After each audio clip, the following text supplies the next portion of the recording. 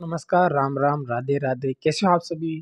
तो धन्य एजुकेशन में आप सभी का स्वागत, अभिनंदन। देखिए दोस्तों, अपने क्रिएशन हो चुका है और हम कल पढ़ेंगे कारक। लेकिन मैं आज आपको कारक पढ़ा रहा था, लेकिन कारक पढ़ाने से पहले मेरे दिमाग में एक वीडियो आया कि क्यों ना मैं सभी जो क्रिया विशेषण है और संबंध बोधक है, समुच्चय बोधक है, आपकी विस्मयादि बोधक है और निपात है, इन सभी को मैं एक ही व्हाइट बोर्ड में ले आऊँ तो आपको समझने में भी आसानी रहेगी और कौन कौन से शब्द याद करने हैं वो एक वीडियो में पता चल जाएगा। यानी कि मेरा केवल इसको ये वीडियो लाने का दोस्तों केवल एक ही उद्देश्य है कि 10 मिनट में मैं आपको अविकारीय अव्यय शब्द याद करवा दूं। ठीक है दोस्तों, तो ज़्यादा टाइम नहीं लूंगा और मैंने इसका ना 3 वीडियो बना रखे हैं पूरे विस्तार के साथ, यानी कि थोड़ी बोल दो पूरी विस्तार के साथ मैंने 3 वीडियो बना रखे हैं। आप अगर ये समझ में नहीं आए तो आप थोड़ी देख लेना और मैं कोशिश ये करूंगा कि दोस्तों कि ये जो 10 मिनट है ना दोस्तों, इसके अंदर आपके अविकारीय अव्यय शब्द खत्म कर दूंगा। ठीक है दोस्तों, सबसे पहले बात करते हैं कि अविकारीय अव्यय शब्द होते कौन कौन से। अविकारीय अव्यय शब्द कहते किसे कहते हैं? देखो, वे शब्द जो लिंग वचन कारक काल के अनुसार अपना रूप परिवर्तित कर लेते हैं दोस्तों, उन्हें कहते हैं आपके विकारी शब्द। ठीक है दोस्तों, विकारी शब्द हमने पहले पढ़ लिए थे। संज्ञा होती है, सर्वनाम होता है, विशेषण होता है, विशेषण होता है और विशेषण होता है और क्रिया होती है दोस्तों। ठीक है दोस्तों, ये क्या है कि दोस्तों संज्ञा, सर्वनाम, विशेषण। देखो, जो लिंग वचन कारक काल के अनुसार अपना रूप बदलते हैं दोस्तों, वो तो आपके विकारी शब्द कहलाते हैं। विकारी शब्द कौन कौन से होते हैं दोस्तों? 4 होते हैं। देखो दोस्तों, संज्ञा होती है, सर्वनाम होता है, विशेषण होता है, क्रिया होता है। लेकिन मैं अभी आपको केवल बात यह कर रहा हूँ कि अविकारी और अव्यय शब्द कौन कौन से होते हैं। वे शब्द जो लिंग वचन कारक काल पुरुष के अनुसार अपना रूप नहीं बदलते हैं, यानी कि जैसे हैं वैसे के वैसे रहते हैं दोस्तों, इनको हम पढ़ते थे। वैसे देखो, इनके भेद तो होते हैं 4, लेकिन क्वेश्चन निपात का भी आता है तो दोस्तों इनको 5 मान लेते हैं। ठीक है दोस्तों, तो सबसे पहले मैं आपको बात करता हूँ क्रिया विशेषण की। क्रिया विशेषण किसे कहते हैं? देखो दोस्तों, जहां मेरा पेन चले दोस्तों, वहां आपका दिमाग रखना, आपकी आंखें रखना, निगाहें रखना, आपको सीधा समझ में आएगा। ये मेरा प्रॉमिस। अगर समझ में नहीं आए तो आप लास्ट में कमेंट करना कि हमें ये समझ में नहीं आया, क्यों नहीं आया, इसका कारण भी आप बताना कि कौन सा समझ में नहीं आएगा। उम्मीद करूंगा दोस्तों कि मैं आपको इसी वीडियो में समझा दूं। ठीक है दोस्तों, अब देखिए दोस्तों, समझने के लिए बिल्कुल आपको कुछ भी नहीं करना।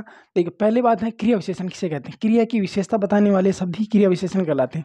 दूसरे नंबर पर मैंने लिखा है दोस्तों आपके प्रक्रिया विशेषण, यानी कि जो क्रिया विशेषण की, यानी कि क्रिया विशेषण की भी जो विशेषता बताते हैं दोस्तों, उन्हें आपके प्रक्रिया विशेषण कहलाते हैं। ठीक है दोस्तों, क्रिया विशेषण को 4 भागों में बांटा या इसके 4 उपभेद होते हैं दोस्तों। पहला होता है आपके कालवाचक। कालवाचक कहीं पर भी दिख जाए, कालवाचक का मतलब होता है कब, यानी कि जो वे शब्द जो किसी क्रिया से पहले प्रयुक्त होकर उसके घटित होने का समय का बोध करवा देते हैं दोस्तों। और इसकी पहचान के लिए वाक्य में दोस्तों आप कब के द्वारा प्रश्न करते हैं। तो देखिए दोस्तों, इसके मैंने 2 उदाहरण लिखे हैं। अब 2 उदाहरण कौन कौन से दोस्तों? देखो, यहाँ सदैव बरसात होती है, यहाँ सदैव बरसात होती है। अब इससे प्रश्न कीजिए कि यहाँ कब बरसात होती है, यहाँ सदैव बरसात होती है। दूसरा उदाहरण लिखा मैंने दोस्तों, राघव अभी अभी आया। प्रश्न कीजिए कब आया दोस्तों? अभी भी आया। दोनों काम हो गए दोस्तों। अब बात करते हैं दूसरे नंबर पर, स्थानवाचक क्रिया विशेषण। स्थानवाचक क्रिया विशेषण वे होते हैं जो किसी क्रिया से पहले घटित होकर उसके घटित होने के दोस्तों स्थान का बोध करवा देते हैं। और इसकी पहचान के लिए वाक्य से कहाँ के द्वारा प्रश्न किया जाता है। देखिए दोस्तों, वह बाहें और चल रहा है या बाहें चल रहा है। ठीक है दोस्तों, तो वो कहाँ चल रहा है दोस्तों? बाहें चल रहा है। आगे देखो, राघव बाहर बैठा है। कहाँ बैठा दोस्तों? बाहर बैठा है। ठीक है दोस्तों, आपके स्थानवाचक में भी आ गया। अब देखो, परिमाणवाचक। परिमाण का मतलब होता है मात्रा। वे शब्द जो किसी क्रिया से पहले घटित होकर उस क्रिया के घटित होने की मात्रा का बोध करवा देते हैं। और परिमाणवाचक क्रिया विशेषण की पहचान के लिए कितना शब्द लगाकर या प्रश्न करके उसका उत्तर निकाला जाता है। देखिए दोस्तों, तो मैंने लिखा है कि राघव बहुत बोलता है। देखिए दोस्तों, प्रश्न कीजिए, राघव कितना बोलता है? राघव बहुत बोलता है। आगे देखो, आजकल लड़कियां अधिक पढ़ती है। कितना पढ़ती है दोस्तों? अधिक पढ़ती है। ठीक है दोस्तों, ये आपकी कितना से प्रश्न किया। अब आपकी लास्ट बजाता है रीतिवाचक क्रिया विशेषण, यानी कि रीति का मतलब कैसे, वे शब्द जो किसी क्रिया से पहले घटित होकर उसके घटित होने का ढंग या तरीका, यानी कि ढंग या तरीका का बोध करवा देते हैं। ठीक है दोस्तों, और इसकी पहचान के लिए वाक्य में कैसे के द्वारा प्रश्न किया जाता है। और अब इसके दोस्तों देखिए, मैंने इसके 2 उदाहरण लिखे हैं। कौन कौन से? वह बार बार पढ़ता है दोस्तों। कैसे पढ़ता है? बार बार पढ़ता है। फिर आगे लिखा मैंने, देखो दोस्तों, वह चोर चुपके से आधमगा। वैसे चोर आता ही चुपके से है और ले जाता है चुपके से, और हम मचाते हैं सुबह शोर। ठीक है दोस्तों, अब देखो, प्रश्न कीजिए, चोर चुपके से आया। चोर कैसे आया? चुपके से आया। वह कैसे पढ़ता है? वह बार बार पढ़ता है। ये दोस्तों क्रिया विशेषण की बात रही। अब बात करते हैं आपके संबंध बोधक अव्यय शब्द। वे शब्द जो किसी संज्ञा या सर्वनाम को आपस में संबंध बताते हैं, यानी कि संज्ञा या सर्वनाम का आपस में जो संबंध बताते हैं दोस्तों, वो आपके संबंध बोधक अव्यय शब्द कहलाते हैं। संबंध बोधक अव्यय शब्द की पहचान के लिए दोस्तों कुछ भी नहीं करना, आपको 3 या 4 प्रसर्ग शब्द याद करने हैं। कै का की कै का की, ना नी ने, रा री रे, सा सी से, यानी कि ये होते हैं प्रसर्ग। अब देखिए दोस्तों, संबंध किसे बताया जाएगा, देखो वह कार के आगे बैठा है, कार के आगे बैठा है, यानी कि यहाँ पर जो आदमी है उस आदमी का संबंध बताया जा रहा है कि वो कार के आगे बैठा है। देखो इसके अंदर के प्रसर्ग आ गया।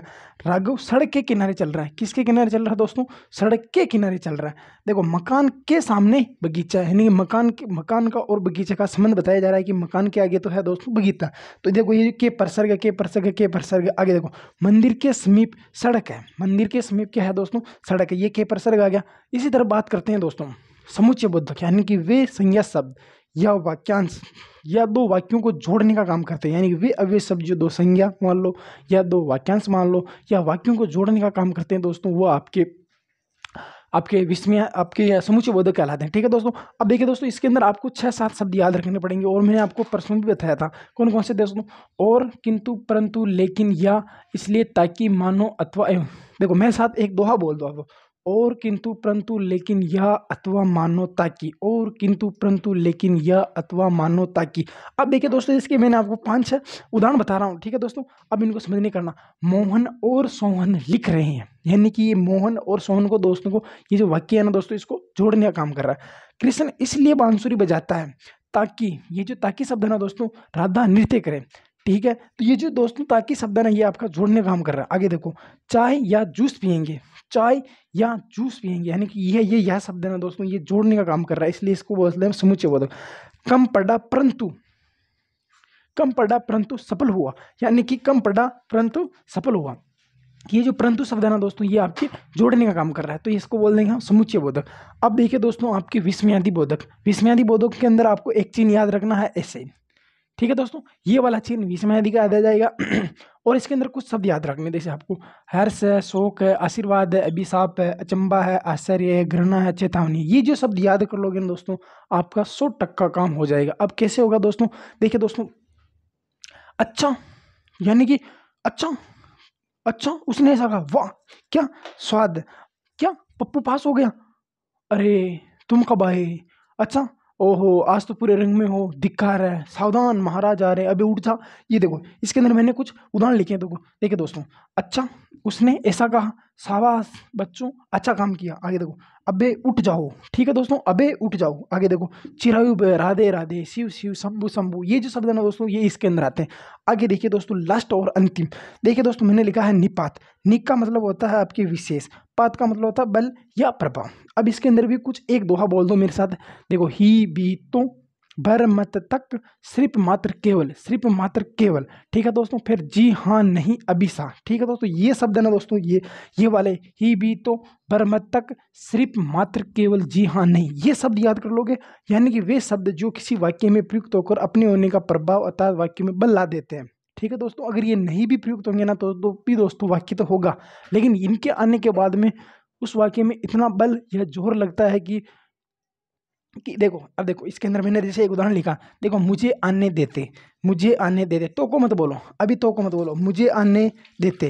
ठीक है दोस्तों, अब बोलो मुझे आने तो देते, यानी कि मेरे लिए बात हो रही है कि मुझे आने तो देते। अब देखो, मैंने लिखा नहीं था, देखो मैंने लिखा नहीं था। अब इसको बोलो, मैंने लिखा भी नहीं था, मैंने लिखा भी नहीं था, यानी कि ये बी शब्द क्या है दोस्तों, जोर दे रहा है। आगे देखो, तुम आज कहाँ थे, तुम आज कहाँ थे। ठीक है दोस्तों, तुम कल कहाँ थे, या ऐसे भी कर लो, तुम आज कहाँ थे, या ऐसे कर लो, तुम कल कर, ऐसे कर लो, इससे थोड़ा वाक्य और अच्छा हो जाएगा।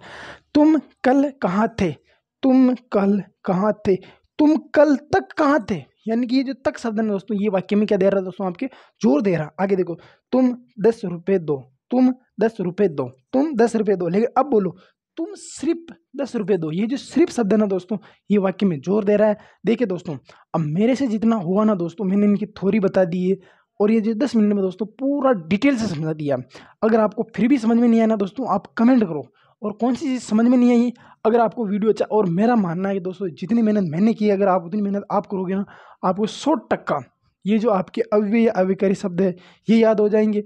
और मैंने आपको विकारी शब्द ही पढ़ा दिए हैं, वो भी आपको याद हो गए होंगे दोस्तों।